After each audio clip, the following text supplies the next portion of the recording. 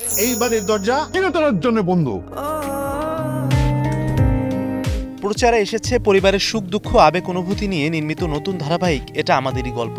Channel I ও Cinemawala YouTube চ্যানেলে মাত্র 2 পর্ব প্রচারের পর থেকেই সামাজিক যোগাযোগ মাধ্যমে আলোচনা তৈরি করেছে মোস্তফা কামাল রাজ পরিচালিত নতুন এই নাটকটি। দর্শক নতুন পর্ব দেখার জন্য উদ্গ্রীব হয়ে আছেন এমন মন্তব্য জানাচ্ছেন ইউটিউবের কমেন্টস বক্সে। কেউ কেউ লিখছেন রোজ একটি করে পর্ব দেওয়া হোক, আবার কেউ লিখছেন অসাধারণ ফ্যামিলি গল্পের নাটক।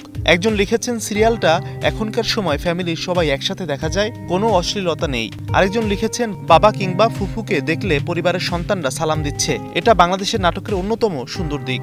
তবে কেউ কেউ এটা আমাদেরই গল্প দেখে পাকিস্তানি সিরিয়ালের সঙ্গে মিল খুঁজে পাচ্ছেন বলে জানাচ্ছেন, যদিও সংশ্লিষ্টরা আগেই ঘোষণা দিয়েছেন সিরিয়ালটি পাকিস্তানি একটি জনপ্রিয় সিরিয়াল থেকে অনুপ্রাণিত।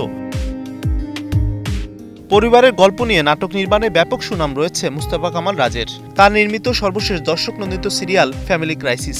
এবার তিনি পরিবার নিয়ে অন্য গল্পে বানালেন এটা আমাদেরই গল্প। এ নাটকের বিভিন্ন চরিত্রে অভিনয় করেছেন ইরফান সাজ্জাদ, কেয়া পায়েল, খায়রুল বাশার, সুনেরা বিনতে কামাল, ইন্তেখাব দিনার, মনিরা মিঠু, নাদের চৌধুরী, শিল্পী সরকার অপু সহ অনেকেই।